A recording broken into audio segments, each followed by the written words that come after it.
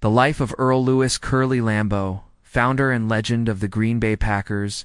Earl Louis Curly Lambeau, April 9, 1898, June 1, 1965, was a pivotal figure in American professional football, best known for co-founding the Green Bay Packers and serving as their player, coach, and general manager for over 3 decades.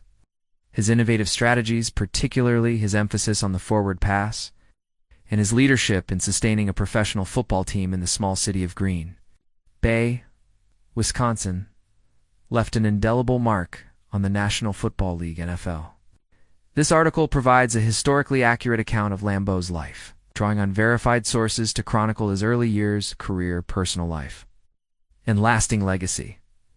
Early life and education. Earl Louis Lambeau was born on April 9, 1898, in Green Bay, Wisconsin, to Marcellin Lambeau, a building contractor, and Mary Sarah Latour, both of Belgian descent, the eldest of 4 children, including siblings Raymond, Oliver, and Beatrice. Lambeau grew up in a working-class family rooted in Green Bay's immigrant community. His nickname, Curly, derived from his distinctive curly hair, became synonymous. With his charismatic and commanding presence, Lambeau attended Green Bay East High School, where he excelled as a multi-sport athlete, particularly in football. From 1913 to 1917, he played halfback and served as team captain in his senior year, earning recognition as one of the school's most promising athletes. Sports writer George Whitney Calhoun, a key figure in Green Bay's sports scene, noted in the Green Bay Press-Gazette in September 1917 that Lambeau was a standout prospect trying out for the University of Wisconsin's freshman football team. However, Lambeau did not enroll at Wisconsin, likely due to financial or personal constraints. In 1918, Lambeau briefly attended the University of Notre Dame, where he played fullback on the freshman team under first-year coach Knute Rockne. He scored the first touchdown of Rockne's coaching tenure, a testament to his athletic prowess. However, a severe case of tonsillitis forced him to leave Notre Dame in early 1919, ending his college football career. Returning to Green Bay, Lambeau worked for his father's construction business and played for local semi-professional football teams, maintaining his passion for the sport, founding the Green Bay Packers in August 1919.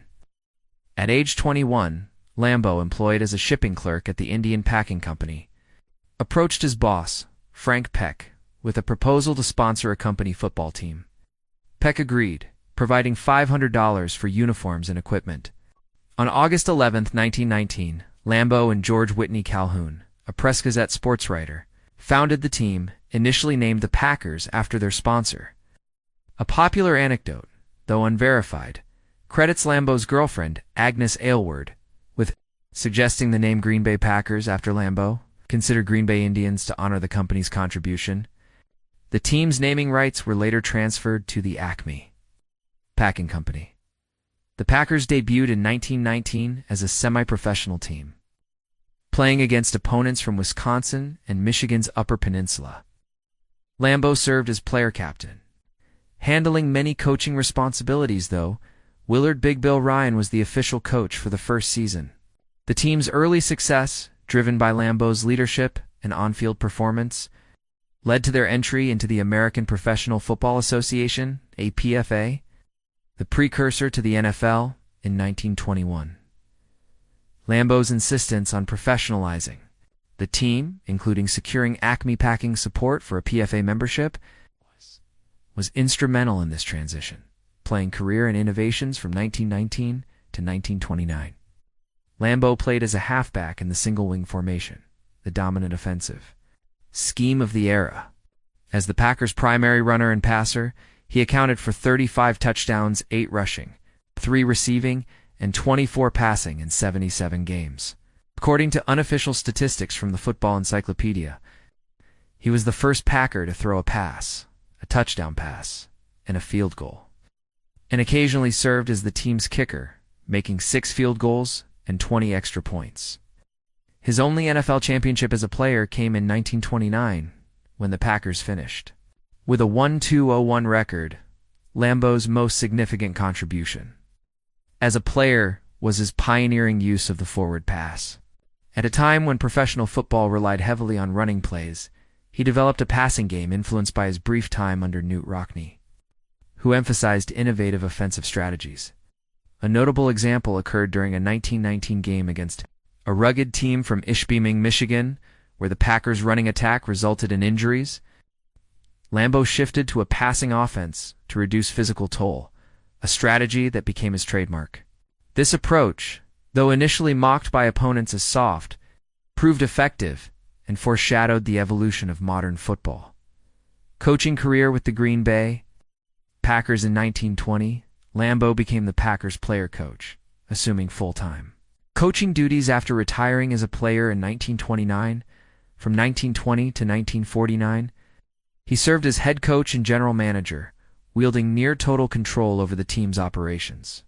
His coaching record with the Packers was 209-104 to 1.656, contributing to an overall NFL coaching record of 2-9-1-3-4-22.623.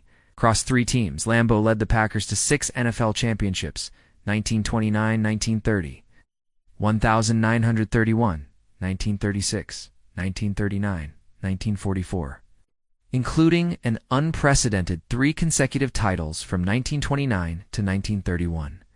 His teams featured future Pro Football Hall of Famers such as tackle Cal Hubbard, guard Mike Machowski, halfback Johnny Blood McNally, quarterback Arnie Herber, and receiver Don Hutson, whose record stood for decades.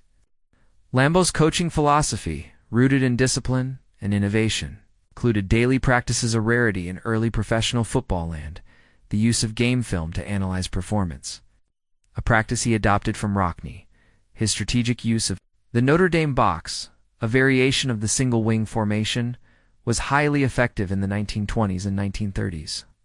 However, by the 1940s, his reluctance to adopt the T formation, which emphasized quarterback play and became the NFL standard, contributed to the Packers' declining competitiveness. The team remained strong through 1944, winning their 6th championship, but struggled thereafter.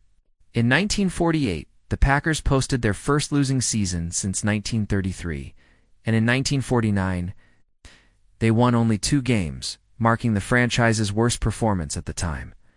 Financial difficulties compounded these challenges. In 1946, Lambeau purchased Rockwood Lodge, a training facility north of Green Bay, hoping to centralize team operations. The $32,000 investment strained the Packers' finances, and the facility's destruction by fire in 1950 exacerbated the team's near bankruptcy. By 1949, Lambeau delegated coaching duties to assistants to focus on stabilizing the team's finances, but his efforts were insufficient, and tensions with the Packers' board of directors grew. Departure from Green Bay and later coaching career. February 1950, following a power struggle with the Packers' management, Lambeau resigned. His departure was partly due to his controversial purchase of Rockwood Lodge and his perceived Hollywood lifestyle, including extended off-season stays in California. He coached the Chicago Cardinals 195-01951 and Washington Redskins 1952-1953, compiling a combined record of 203-01 with these teams. His tenure with both franchises was unremarkable, and he retired from coaching in 1954. Lambeau's coaching innovations, however, had a lasting impact. He was among the first to observe games from the press box for a better field perspective, and to have players fly to road games, practices that became NFL standards. His emphasis on the passing game, particularly through players like Herber and Hutson, helped transform professional football into a more dynamic aerial sport. Personal life. Lambeau married 3 times. In August 1919, he wed Marguerite Van Kessel, with whom he had one son, Donald. The couple divorced in 1934. In 1935, Lambeau married Susan Johnson, a former Miss California contestant, and they had a son, Earl Louis Lambeau, too. Born in 1938, this marriage ended in divorce in 1940. In 1945, Lambeau married Grace Garland, the ex-wife of a Hollywood film director, and they remained married until his death. His frequent trips to California, particularly during his second and third marriages, fueled perceptions in Green Bay that he was drifting from his roots, contributing to his eventual estrangement from the Packers community. Lambeau's personality was complex. Described as a hot-headed disciplinarian, he imposed strict fines for missed practices or insubordination. Yet he inspired loyalty in players like McNally and Hudson. His charisma and vision enabled him to sustain a professional team in Green Bay, city of fewer than 30,000 residents in 1919, against larger market competitors. Death in Legacy, June 1, 1965. Lambeau suffered a fatal heart attack in Sturgeon Bay, Wisconsin. At age 67, he was buried at Lambeau's Catholic Cemetery in Green Bay.